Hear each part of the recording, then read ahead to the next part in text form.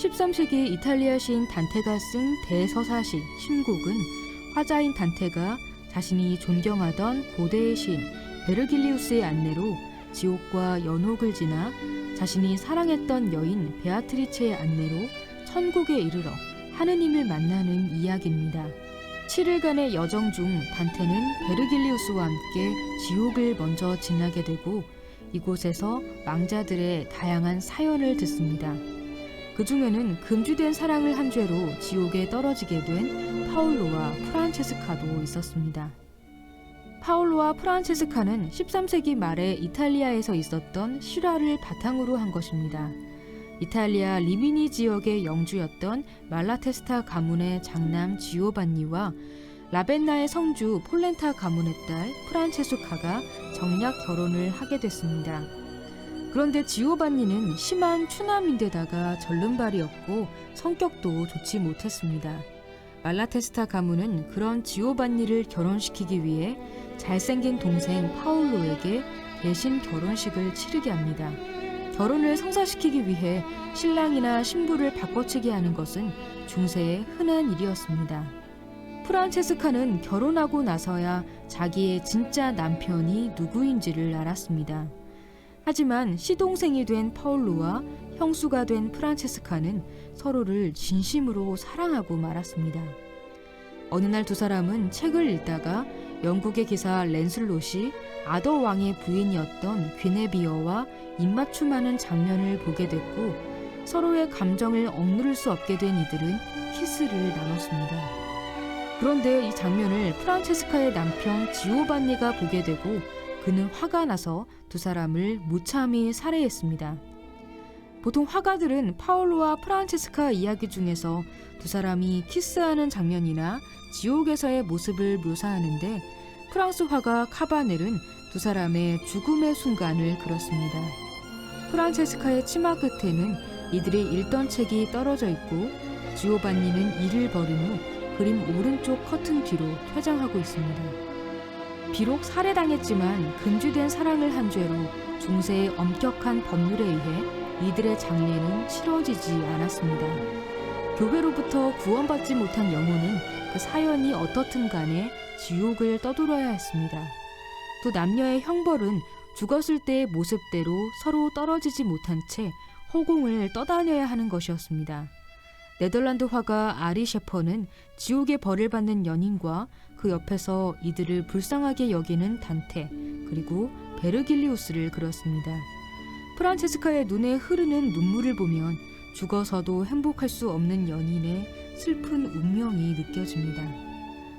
단테의 신곡 중에서 금주된 사랑에 관한 이 이야기는 여러 그림으로 표현됐을 뿐 아니라 음악 등 다양한 예술 분야의 소재로 쓰였습니다. 차이코프스키의 교향시 리미니의 프란체스카, 라흐마니노프의 오페라 리미니의 프란체스카 등은 파올로와 프란체스카 이야기를 바탕으로 한 클래식 음악입니다. 또한 철학자 헤겔은 이 이야기에 대해 이런 말을 남겼습니다.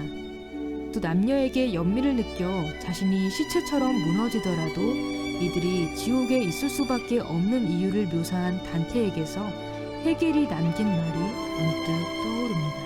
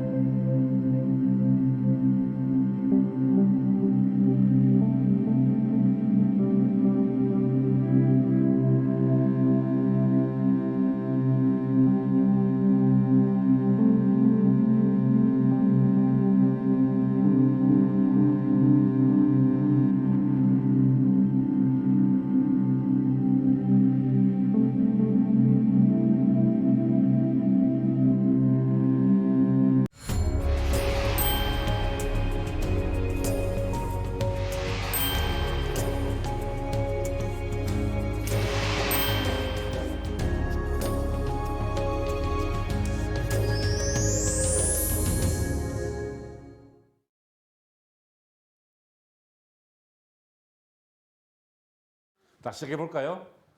오늘 제목은 이렇습니다. 다시 한번 시작해 보는 거야. 사랑에 한번 빠져 보는 거야. 인문학이 도대체 무엇일까? 여러분들에게 인문학을 어떻게 소개해 드릴까 고민하다가 이번에는 이제 지난 시간에 우리가 그리스 편을 공부했죠, 그죠? 그리스 편을 공부했습니다.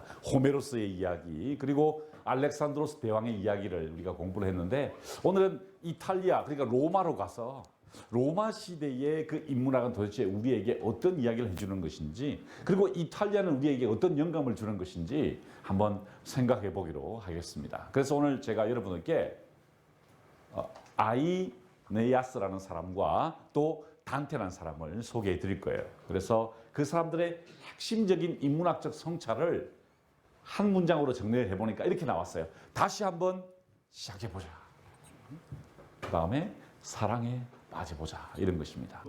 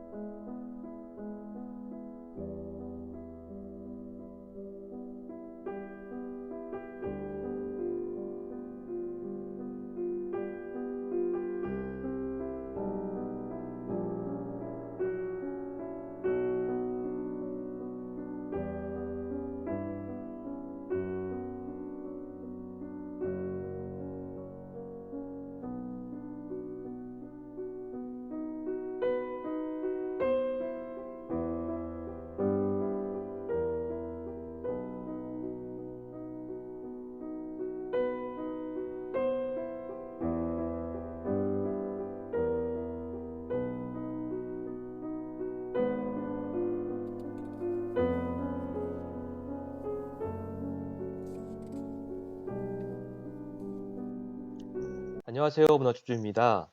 오늘 여러분의 손에 쥐어드릴 작품은 단테 알리기에리의 신곡, 지옥편입니다. 단테 알리기에리는 지금까지 제가 소개해드린 작가들 중 가장 오래전에 활동했던 작가인데요. 그는 1265년에 이탈리아 북부 피렌체에서 태어납니다. 알리기에리 가문은 피렌체 명문 귀족 집안이지만 단테가 태어날 즈음에서는 몰락한 상태였다는데요. 그러다 보니 그의 아버지는 대부업을 해 생계를 꾸렸다고 합니다. 그나마도 단테의 부모님은 그가 어릴 때 사망해서 단테는 10대 후반에 집안의 가장 노릇을 해야만 했죠. 그는 중세시대의 상류층 자제들이 흔히 그랬듯이 라틴어 등 언어학과 문학, 철학, 역사를 배웠고요. 30대에는 피렌체 행정부의 최고 위원이 되는 등 정치인으로서도 상당히 명성을 얻으며 활동합니다.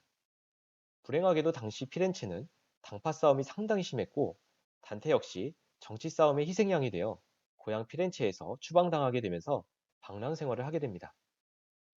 이 시기에 단테는 시인으로서 그 유명한 신곡을 비롯한 향연, 소거론, 제정론 등 불멸의 고전을 남기죠. 단테는 베아트리체라는 여성과의 로맨스로도 유명한데요. 10살에 불과한 나이에 당시 9살인 베아트리체를 보고 사랑에 빠지는데 그녀는 단테 평생의 사랑의 대상이 됩니다. 물론 각자 다른 사람과 결혼을 한 상태였지만 말이죠. 단테의 신곡은 서양 문학사의 한 이정표가 된 불후의 고전 중에 고전이라 할 만한 작품입니다. 이 작품은 카톨릭의 내세관이 잘 반영되어 있는 장편 서사시죠. 지옥편, 연옥편, 천국편으로 구성되어 있는데 각각 33개의 곡으로 이루어져 있고 서곡까지 합치면 모두 100곡이라 수학적으로도 완결성을 가지고 있습니다. 단테가 이 작품에 붙인 원래 제목은 코메디아, 즉 희극인데요. 이 작품이 지옥의 절망에서 천국의 희망으로 끝나기 때문에 제목을 이렇게 정했다고 하네요. 신곡은 사실 일본에서 번역한 제목이니까 정확한 제목에 대해서 고민할 필요가 있지 않나 싶습니다. 저는 이 작품을 앞으로 3주에 걸쳐 소개해드릴 예정인데요. 고전 문학에 관심이 많으신 분들에게는 이 작품이 반드시 풀어야 할 숙제처럼 느껴지실 것 같습니다. 그래서 새해의 의욕이 넘칠 때를 겨냥해서 올해 처음으로 소개해드릴 작품으로 이 작품을 선정했습니다. 먼저 말씀드릴 점은 단테의 신곡은 중세의 신학, 역사, 문학, 철학 등 인문학적 지식이 총망라된 작품이기 때문에 방대한 내용이 담겨 있다는 겁니다. 제가 소개해드리는 것은 윤곽 정도라고 보시면 되고요. 그 속에 담겨 있는 무궁무진한 내용들은 저 자신도 감히 다 알기 어렵고요. 꼭 직접 읽어보셔야만 느낄 수 있다는 점을 말씀드립니다. 오늘 소개해드릴 파트는 신곡에서도 지옥편입니다. 본격적으로 소개에 들어가기에 앞서서 단테가 본 지옥의 구조가 어떠한지를 설명드리는 게 나을 것 같아요. 앞으로 연옥편, 천국편을 소개할 때도 구조 설명을 할 예정입니다. 지옥은 총 9개의 원으로 구성되어 있는데 지하로 내려가는 원뿔형 구조로 되어 있습니다. 제1원은 림보라고도 불리는 곳인데 죄는 없으나 그리스도를 모르는 영혼들이 가는 곳입니다. 제2원은 음란의 죄를 지은 영혼들이 가게 되는 곳이고 제3원은 탐식의 죄를 지은 자들이 형벌을 받는 곳입니다. 제4원은 재물을 탐한 자들이 가게 되는 곳이고 제5원은 분노에 사로잡힌 자들이 형벌을 받고 있습니다. 제6원은 이단 사설에 현혹된 자들이 가게 되는 지옥이죠. 제7원은 폭력에 관한 죄를 지은 자들이 가는 지옥인데요. 3개의 원으로 구성되어 있고 첫 번째 원은 타인에게, 두 번째 원은 자신에게, 마지막 원은 신성에 폭력을 행한 자들이 가게 됩니다. 제8원은 총 10개의 말레볼제란 이름의 구렁으로 구성이 되고 각각의 죄에 걸맞는 형벌을 받게 되는 곳입니다. 제9원 마지막 원에는 마귀가 있는 곳으로서 가장 끔찍한 죄를 지은 자들이 고통을 받고 있는 곳이죠. 지옥의 구조는 이 정도로 설명을 마치고 본격적으로 단테의 신곡 지옥편에 대한 소개를 시작하겠습니다. 이 작품에 등장하는 주요 인물들을 소개하겠습니다. 이 작품의 주인공은 작가 자신인 단테입니다. 그리고 그를 도와 지옥을 안내하며 소개하는 역할을 맡은 고대의 시인 베르길리우스가 등장하죠. 그는 천국에 있는 단테의 사랑 베아트리체의 부탁과 명령을 받아 단테를 안내하는 겁니다. 그 외에도 지옥에서 형벌을 받는 많은 사람들이 등장합니다. 신곡 지옥편의 주요 줄거리를 소개하겠습니다. 단테는 어두운 숲에서 헤매다가 햇빛이 비치는 언덕을 발견하고 오르려고 하는데 맹수들이 앞길을 막습니다. 그때 고대의 유명한 시인 베르길리우스가 나타나서 햇빛이 비치는 언덕으로 오르기 위해서는 지옥을 거쳐야 한다면서 안내자 역할을 자임하고 나서죠. 베르길리우스는 자신이 천국에 있는 베아트리체라는 여자의 부탁을 받아왔다면서 그녀의 도움으로 단테는 비록 살아있는 몸이지만 지옥 방문이 가능하다고 합니다. 두 사람은 지옥의 입구에 당도하는데 단테는 사람들이 고통받는 모습과 지옥에 가기 위해 건너야 할 아케론 강가에 모여있는 영혼들을 보고 기절하고 맙니다. 깨어난 단테는 자신이 지옥의 제1원인 림보에 온 것을 깨닫는데 거기는 죄는 없으나 그리스도를 모르는 영혼들이 있는 곳이죠. 그 영혼들은 비록 고통을 받진 않지만 천국에 갈 수도 있다는 희망 고문을 받고 있었는데요. 거기서 단테는 고대의 유명한 사상가들과 문인들을 봅니다. 단테와 베르길리우스는 제2원으로 내려가게 되는데 거기는 음란한 죄를 지은 자들이 형벌을 받는 곳이었고 그들은 바람에 이리저리 휩쓸려 다니고 있었죠.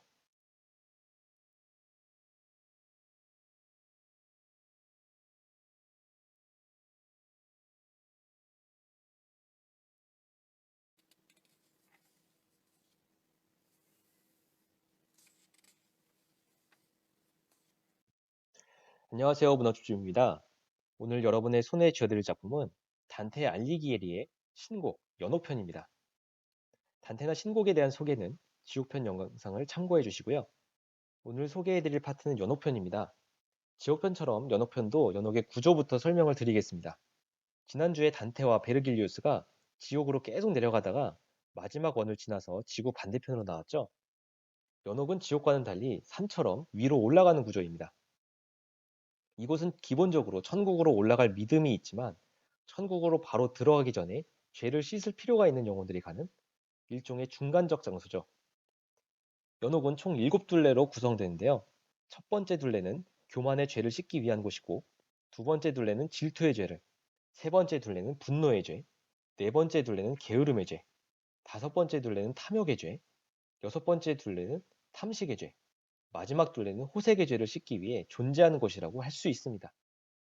각각의 죄를 어떻게 씻는지는 줄거리 소개를 하면서 천천히 알려드리도록 하겠습니다.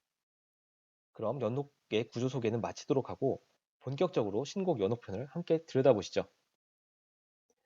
이 작품에 등장하는 주요 인물들을 소개하겠습니다. 기본적으로 지옥편과 동일합니다. 주인공인 단테와 인도자 베르길리우스, 그리고 그 외에 많은 영웅들이 등장하죠. 연호편에서는 지옥편에서 이름만 언급되었던 베아트리체가 드디어 등장하기도 합니다. 신곡 연호편의 주요 줄거리를 소개하겠습니다. 지옥편에서 지구 반대편으로 올라온 단테와 베르길리우스 두 사람은 연옥의 입구에 도착해 문지기인 카토를 만나 연옥으로의 출입 허가를 받게 됩니다. 바닷가에 있던 그들은 천사의 배들이 연옥에 갈 영혼들을 태우고 오는 것을 목격하게 되는데요. 단테는 그들 중 친구인 카셀로의 영혼을 만나 대화를 나누죠. 단테와 베르길리우스는 연옥의 산 아래에 이르지만 험준한 그곳을 오를 길을 찾지 못하는데요. 마침 연옥으로 다가오는 영혼들에게 길을 묻죠. 연옥의 산을 오르던 그들은 게으름으로 참여하지 않은 영혼들과 회개하는 것을 미루고 미루던 영혼들이 연옥에 입장도 못하고 미룬 만큼 대기하고 있는 모습들 보게 됩니다. 단테와 베르길리우스는 길을 계속 재촉하던 중에 만토바 지역 출신인 소르델로를 만나게 되는데 그는 동양 출신인 베르길리우스를 매우 반기면서 조국인 이탈리아 사람들의 악을 탄식하기도 합니다. 밤에는 연옥에 입장할 수 없기 때문에 단테는 다른 영혼들을 구경하다가 깜빡 잠이 드는데요. 자던 단테는 독수리에 의해 날아가는 꿈을 꾸다 깨는데 베르길리우스는 단테가 잠든 사이에 루치아라는 존재가 그들을 연옥의 문까지 올려주었다고 증언합니다. 연옥은 총 7둘레로 구성되는데 첫 둘레는 교만의 죄를 씻기 위한 영혼들이 등에 바위를 지고 있었죠. 거기서 만난 움베르토와 오데실이라는 사람들과의 대화를 통해서 단테는 세상의 영광과 명성이 헛된 것이라는 점에 대해서 다시금 깨닫게 됩니다. 단테와 베르길리우스는 두 번째 둘레로 오르는데요.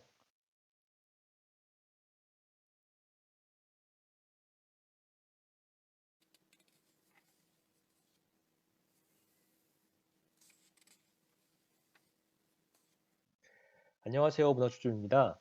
오늘 여러분의 손에 쥐어드릴 작품은 단테 알리기에리의 신곡 천국편입니다. 작가나 작품에 대한 소개는 지옥편으로 대신하고 바로 천국편으로 들어가겠습니다. 단테가 본 천국의 구조를 설명드리도록 할게요. 지난 연옥편에서 단테는 베아트리체의 인도를 받아서 드디어 천국으로 올라가는 데 성공하죠. 천국은 모두 10개의 하늘로 구성되어 있습니다. 월천, 수성천, 금성천, 태양천, 화성천, 목성천, 토성천이 있는데 천국에 올라온 영혼들의 특성에 맞게 배치되어 생활하고 있는 곳입니다. 어떤 영혼들이 어디에 배치되어 있는지는 줄거리 소개할 때 차차 하도록 할게요. 그 7개 하늘 위에 항성천이라는 곳이 있습니다. 그리고 그 위에 원동천이라는 곳이 존재하죠. 천국의 가장 높은 곳은 엠피레오라고 이름하는 곳인데 하나님이 계시는 곳으로 묘사되고 있습니다. 천국의 구조에 대한 설명은 이것으로 마치고 베아트리체가 이끄는 천국편을 보도록 하겠습니다. 이 작품에 등장하는 주요 인물들을 소개하겠습니다. 이번 편에도 주인공인 단테 알리기에리, 그리고 그를 인도하는 베아트리체, 그 외에도 이 작품에는 여러 역사적 인물들이 등장합니다. 이제 신곡 천국편의 주요 줄거리를 소개하겠습니다. 연옥의 끝에서 단테를 만난 베아트리체는 그를 인도해서 천국 여행을 시작합니다. 단테는 천국 여행을 기록하기에 앞서서 독자들에게 읽기 쉽지 않을 것이라고 무시무시한 경고를 던지기도 합니다. 그들이 처음 당도한 천국의 첫 장소는 달의 하늘, 즉 월천으로서 순결한 삶을 살기로 결단했지만 완수하지 못한 영혼들이 가는 곳이었죠. 베아트리체는 서원을 완수하지 못한 영혼들의 의지 부족을 지적하고 가볍게 서원하지 말라고 경고합니다. 그들은 다음 하늘인 수성천으로 이동하는데요. 그곳은 세상에서 큰 일을 했던 영혼들이 있는 곳입니다. 거기서 단테는 로마법 대전을 편찬한 동로마 제국의 황제 유스티니아노스를 만나죠. 그는 단테에게 자신의 업적과 로마사를 개괄적으로 설명한 후 혼란스러운 이탈리아의 상황을 개탄합니다. 유스티니아노스가 떠나고 단테는 인간의 죄에 대해 올바른 판결과 심판이 이루어지는지를 생각하는데요. 베아트리체는 예수 그리스도의 고난과 하나님의 섭리로 이에 대한 답을 하죠. 다음으로 이어진 세 번째 하늘 금성천에서 단테는 사랑으로 이름난 영혼들을 만납니다. 거기서도 이탈리아의 악과 혼란에 대해 이야기하죠. 다음 하늘인 태양천에서는 신학과 철학 분야에서 명성을 떨친 영혼들을 만나게 되는데요. 단테는 여기서 스콜라 철학의 대가인 토마스 아퀴나스를 만나죠. 아퀴나스는 프란체스코에를 칭찬하면서 자기가 속했던 도미니쿠스회의 타락을 비판하는데 프란체스코의 수도사였던 보나벤투라가 등장해 도리어 프란체스코에도 타락했다며 개탄합니다. 베아트리체는 태양천의 영혼들에게 육체가 부활한 후 어떻게 됐는지 단테에게 설명해 달라고 부탁하는데요. 그들 중에 있던 솔로몬 왕은 부활 후에는 더 완벽한 축복을 누리게 된다고 이야기하죠. 단테와 베아트리체는 다섯째 하늘인 화성천에 도착하는데 거기는 신앙을 지키다가 순교한 영혼들이 있는 곳이었고 단테는 자기의 고조 할아버지인 카차구이다를 만납니다. 카차구이다는 단테에게 그가 앞으로 피렌체에서 쫓겨나 방랑 생활을 하게 될 거라면서 지옥과 연옥, 천국에서 본 것을 잘 적으라고 격려하죠. 베아트리체도 옆에서 단테를 위로하고 두 사람은 목성천으로 함께 올라갑니다. 목성천은 정의로운 영혼들이 모여있는 곳인데요. 영혼들은 거대한 독수리 형상으로 뭉치고 단테와 영혼의 구원과 세상의 타락에 대해 이야기합니다. 거기서 단테는 다윗왕, 콘스탄티누스 황제, 히스기야 왕, 트라야누스 황제 등을 보게 되죠. 두 사람은 일곱째 하늘인 토성천으로 이동하고 마음을 비우고 정결한 삶을 살았던 영혼들을 목격합니다. 그 이후에 그들은 여덟째 하늘인 항성천으로 가는데요. 지구를 비롯한 일, 월, 수, 금, 화, 목, 토, 천체들이 운행하는 모습을 한눈에 내려다보죠. 항성천에서 단테는 예수 그리스도의 영광을 목격하고 마리아를 비롯한 사도들의 영혼을 보게 되는데요. 그리스도는 곧 올라가고 다른 영혼들이 마리아를 찬양합니다. 거기서 베아트리체의 주선으로 단테는 베드로, 야고보, 요한을 만나고 각각 믿음, 소망, 사랑에 대한 문답을 하는데 단테는 그들의 질문에 훌륭하게 답변합니다. 단테와 베아트리체는 항성천을 떠나 원동천으로 가게 되죠. 거기서 단테는 하나님이 계신 곳을 처음으로 목격하고 구품계 천사들에 대한 이야기를 듣습니다. 베아트리체는 타락한 천사들에 대해서 설명하면서 천사에 대한 잘못된 설을 만들어내는 사람들을 비판하죠. 그들은 마침내 최고 높은 하늘인 엠피레오로 올라가고 천사들과 구원받은 영혼들이 장미꽃같이 하나님의 영광을 둘러싸는 모습을 봅니다. 거기서 단테는 마리아와 축복받은 영혼들을 만나죠. 단테는 마리아의 주선으로 삼위일체 하나님의 모습을 목격하게 되지만 말로 설명하지는 못합니다. 단테는 하나님의 섭리와 사랑에 크게 감동하며 천국편이 마무리됩니다. 이제 이 작품에 대한 감상평을 공유하도록 하겠습니다. 먼저 단테가 본 천국은 등급이 나눠진 것이 아니라는 겁니다. 지옥이나 연옥과 마찬가지로 단테가 본 천국도 체계적으로 조직되어 있는데 총 10개의 하늘로 이루어지죠.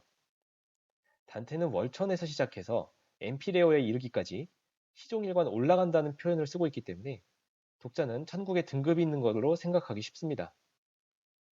그러나 흥성천이나 원동천, 엠피레오를 제외한 월, 수, 금, 일, 화, 목, 토의 일곱 하늘은 등급이 구분되지 않은 동등한 곳임이 드러납니다.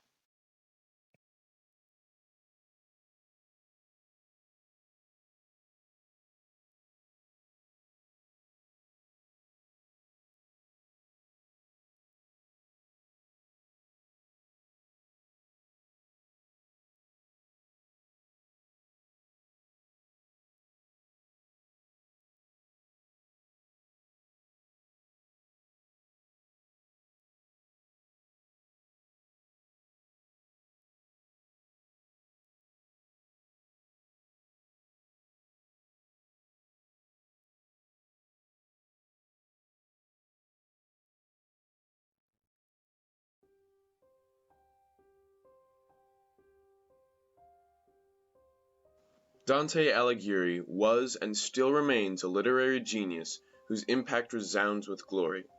His profound knowledge and influence simply cannot be overstated. He found immortality in the supremacy of his works, which few others have accomplished. We will be talking today about the life that he lived, the influence he had, and how the meaning that he found in life was written into his works.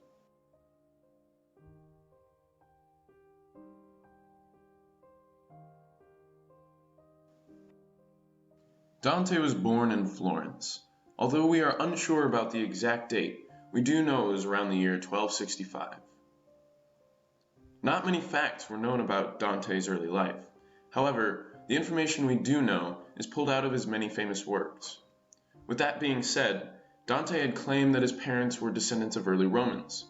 His parents were Alighiero and Bella. His father, Alighiero, was a white Guelph, which is a supporter of the Pope, while the main opposition was in the Ghibellines, whose loyalties were with the Holy Roman Empire. While Alighiero was a Guelph, a major battle took place between the Guelphs and the Ghibellines. That was the Battle of Monteperti. The overall result of this battle led the Ghibellines to victory, leaving the Guelphs to retreat. With this shift of power, Alighiero could have been exiled. However, he wasn't. From this we can learn that Dante's family had somewhat of a status, but not to the point where it would have forced them out of the country. Dante's mother Bella died when he was only 10, so not much is known about her. At the age of 12, Dante was promised in marriage to Gemma di Manetto Donati. Promising into a marriage at such an early age was very common during this time. By the time he had made this promise, Dante claimed to be in love with another woman named Beatrice Portinari. Looking through his works, he had made mention of first meeting her at the age of 9. From this point in his biography, the time of major events in his life are very vague. However, we do know some important pieces of information.